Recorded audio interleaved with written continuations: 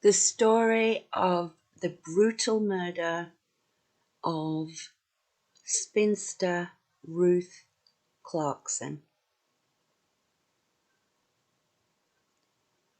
To begin our story of this murder and how and why it occurred, we have to look at the 1930s era.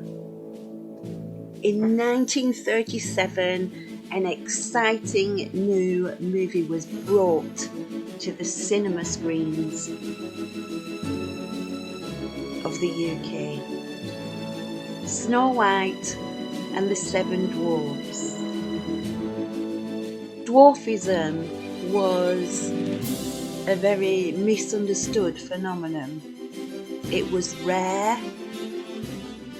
It was seen as quirky, and to find employment if you were born with dwarfism was hard, which is why many dwarfs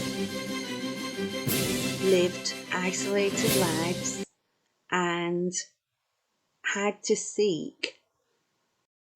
I just have to point out that Chaffers Wonder Midgets have no connection with me whatsoever, but I thought it quite amusing that this act had the same surname as myself. Different ways to make money. This is a photo of Chaffers Wonder Midgets. Very unpolitically correct these days, but it was a way for people born with dwarfism who found it very difficult to get any type of manual labour to earn some money. Looking at these photos, a lot of the Wonder Midgets seem to be children pretending to have dwarfism, but it was a popular circus act, and in the 1920s to 1930s, Chaffers Wonder Midgets did appear in Blackpool at the Winter Gardens in Lancashire. This is Nelson. Nelson is a small town, similar in character to Burnley. It's around 4.5 miles from Burnley, but is smaller and has the same kind of industries: weaving, colliery, manufacturing.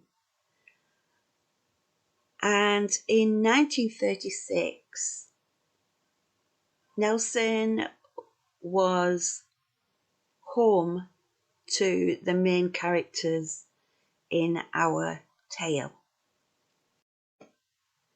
In 1936, the Great War, that was supposedly the war to end all wars, had long been over, and there was yet no sign of the Second World War that would begin just 3 short years away. People went about their daily business, most of the population involved in the local industries. Unless, of course, you had a disability or a disadvantage of some kind that made the traditional ways of making a living impossible to achieve. Max Mayer Haslam was born with dwarfism in 1913, just prior to the beginning of the Great War. A great many Lancashire men were lost during that war, and over a decade of recovery had passed. Fortunately, Max's father wasn't killed. The war years, understandably, were hard for all residents of Lancashire, and many of their young men were lost. Coping with a young child throughout the years of the Great War must have been quite difficult without the support of a husband, especially as, in addition to dwarfism, Max also suffered from a crippling bone disease, which meant he couldn't walk until the age of 9, and even after the age of 9, found walking difficult. His legs were very bowed. He couldn't run and play like the other children, and would probably have been quite a loner. Those born with any kind of disability, including dwarfism, were seen as a burden on society and with not many prospects to achieve success in the world. In this picture, however, the adult Max looks quite dapper and smart in a suit and hat. Appearances can be deceptive though, and Max was finding it difficult to make a living in an honest manner. His shortness of stature and limbs made working down the mine a no-go, and other similar industries he was immediately discounted as being unsuitable. This led Max to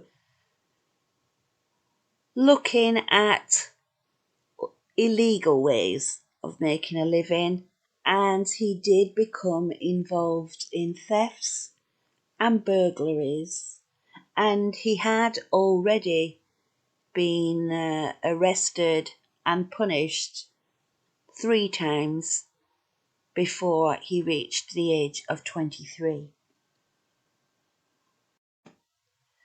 In fact, during the time period of the crime we are about to cover, he had only recently been released from Strangeways prison after a stretch inside for burglary, and was now residing in a property on Vernon Street in Nelson.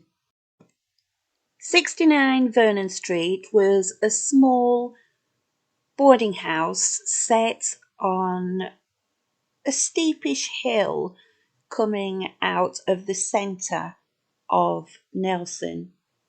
I'm guessing that hill would have been quite difficult for someone who wasn't very adept at walking, and life wouldn't have been that easy.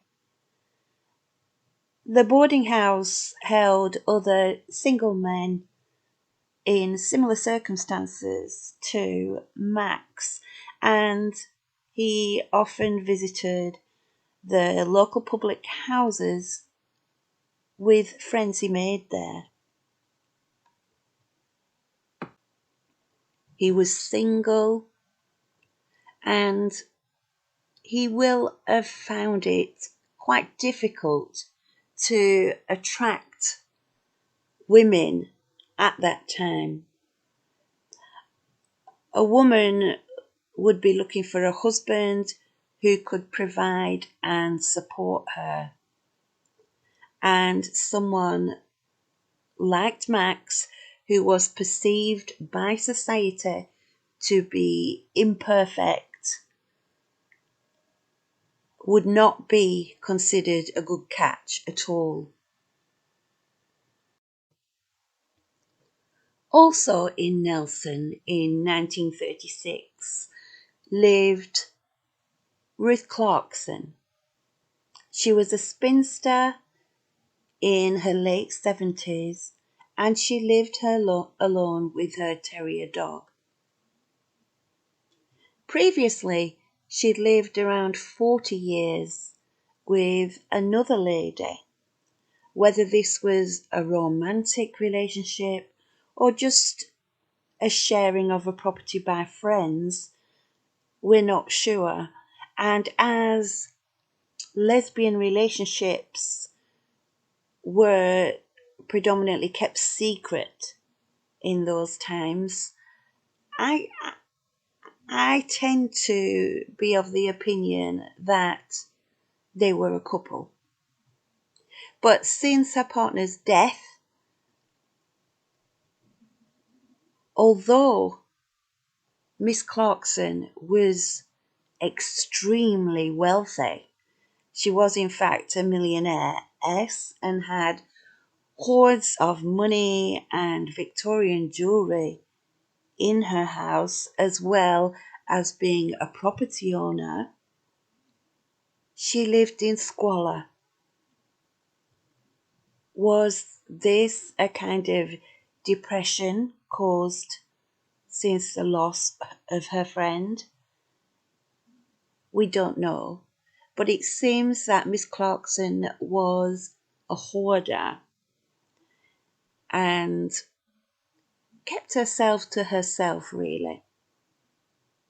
But in the June of 1936, neighbours were becoming increasingly worried as they hadn't seen Ruth Clarkson for quite a number of days.